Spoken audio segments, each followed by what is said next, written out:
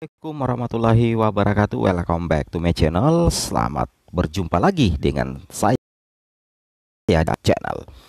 Jadi teman-teman ya, pada video kali ini kembali lagi admin akan mencoba mengupdate informasi terbaru seputar perkembangan P3K di tahun 2023 Bapak Ibu ya. Yang mana di sini baru-baru saja ya ada 5 poin pernyataan Menteri Anas soal seleksi CPNS dan P3K 2023 dan intinya adalah sepertinya penuntasan honorer Bapak Ibu ya. Ini tentunya menjadi salah satu kabar berbahagia sih ya menurut admin pribadi, dan tentunya ini menjadi sesuatu yang kita tunggu-tunggu informasinya dari Kemenpan RB Bapak Ibu ya. Karena Kemenpan RB ini merupakan salah satu lembaga kementerian sih sebenarnya yang turut andil ya dalam penuntasan honorer selain Kemendikbudristek kalau guru ya, seperti itu. Nah, di sini kita lihat ya, Menteri Pendayagunaan Aparatur Negara dan Reformasi Birokrasi Kemenpan RB, Bapak Abdullah Azwar Anas menyampaikan sejumlah hal penting terkait seleksi CPNS 2023. P3K 2023 dan penyelesaian tenaga non-ASN atau honorer Bapak Ibu ya. Berikut poin-poin pernyataan Menteri Azwar Anas di lingkungan Istana Kepresidenan. Nah, jadi di sini kita perhatikan ya bahwa baru-baru saja Pak Menteri Azwar Anas itu menyampaikan beberapa pernyataan di lingkungan Istana Kepresidenan Jakarta, yang mana yang pertama di sini adalah terkait dengan formasi ya CPNS dan P3K 2023. Di sini dikatakan bahwa Menpan RB Bapak Azwar Anas menyatakan dirinya baru saja melaporkan kepada Presiden RI Joko Widodo mengenai rencana rekrutmen ASN 2023 yang untuk sementara total jumlah formasi 1.030.750 orang, 51 orang. Artinya apa teman-teman ya? Ini luar biasa sekali sih menurut admin pribadi, bahwasanya Pak Menpan RB itu berkonsultasi dalam hal ini, melaporkan langsung kepada orang nomor 1 di Indonesia terkait dengan rencana rekrutmen ASN P3K 2023. Menurut saya ini sangat luar biasa, dan ini menjadi salah satu bukti ya keseriusan pemerintah dalam penuntasan honorer dan juga guru honorer teman-teman sekalian ya. Yang mana kita lihat di sini untuk perinciannya 15.858 ya formasi CPNS dosen, 18.595 formasi tenaga teknis lain, 6.472 P3K dosen, 12.000 P3K tenaga guru, 12.719 P3K tenaga kesehatan, 15.205 P3K tenaga teknis lainnya. Ini untuk CPNS ya. Saya perhatikan di sini ada formasi CPNS untuk tenaga guru, tapi kayaknya ini di pusat Bapak Ibu ya. Ini untuk formasi pusat, sepertinya ada sekitar 12.000 P3K tenaga guru juga yang akan direkrut ya. Mudah-mudahan tahun-tahun mendatang akan lebih banyak lagi formasi CPNS tenaga guru. Nah, di sini dikatakan kemudian untuk tenaga daerah terdapat sekitar 580.202 P3K guru ya. Ini ya kalau di Pemda pemerintah daerah formasinya yaitu final, yang finalnya ini sementara Bapak Ibu ya, yang dilaporkan oleh Bapak Azwar Anas ke Presiden itu untuk P3K guru sebanyak 580.202 untuk P3K guru Bapak Ibu. Kemudian 327.542 P3K tenaga kesehatan, 35.000 P3K tenaga teknis lainnya, serta alokasi PNS lulusan kedinasan sebanyak 6.259 orang. Jadi seperti ini intinya Bapak Ibu ya, bahwa di instansi daerah kalau di Pemda guru tetap mendominasi ya.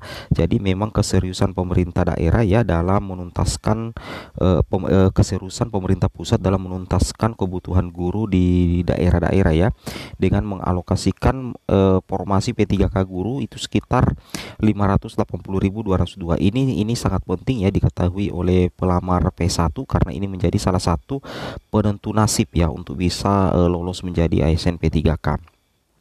Kemudian yang kedua, untuk jadwal seleksi CASN tahun 2023 Bapak Ibu, September 2023 ini dimulai. Kan kita tetapkan dulu formasinya, kata Menteri Anas. Alhamdulillah ya, jadi sudah ada bocoran Bapak Ibu ya terkait estimasi ya jadwal seleksi CASN termasuk CPNS dan P3K. P3K termasuk P3K guru teknis maupun kesehatan Bapak Ibu. Wow, mantap sekali ya. Ya, jadi ini berita yang sangat luar biasa sih ya yang kita dapatkan dari Menteri Anas yang menyampaikan 5 laporannya ini kepada Bapak Presiden. Kemudian yang ketiga di sini penuntasan masalah honorer ya.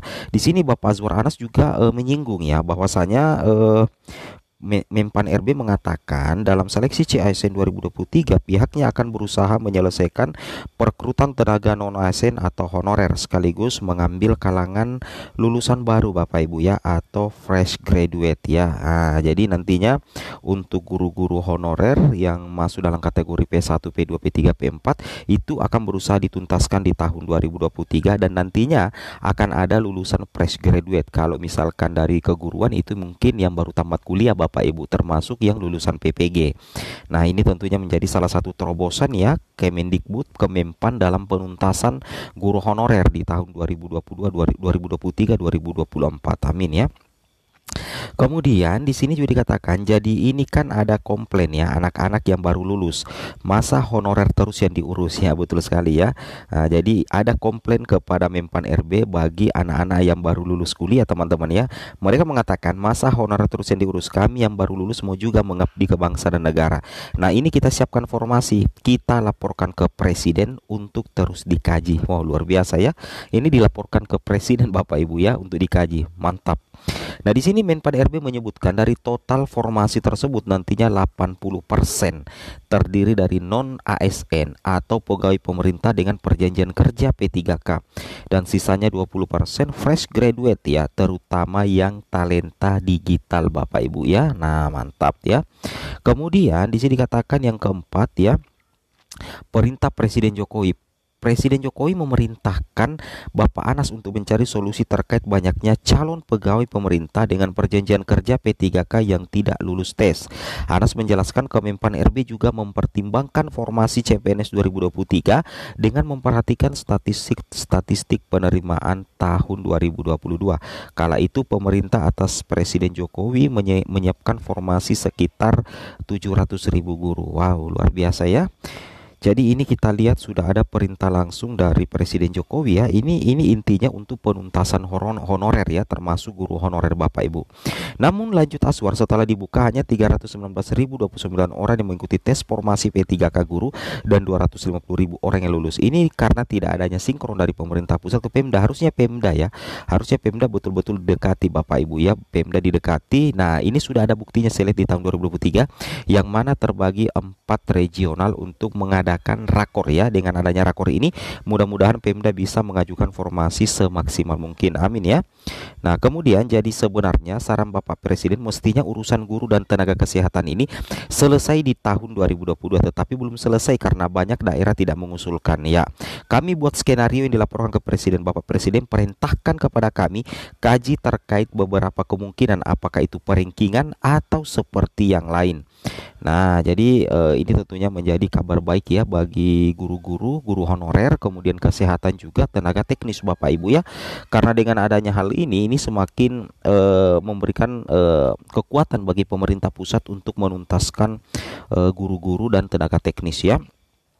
Nah, di sini dikatakan menurut Aswar minimnya peserta yang lulus kemungkinan karena tingginya passing rate atau nilai ambang batas yang diajukan instansi pembina atau karena banyaknya peserta tes yang tidak menguasai kompetensi teknis sesuai syarat.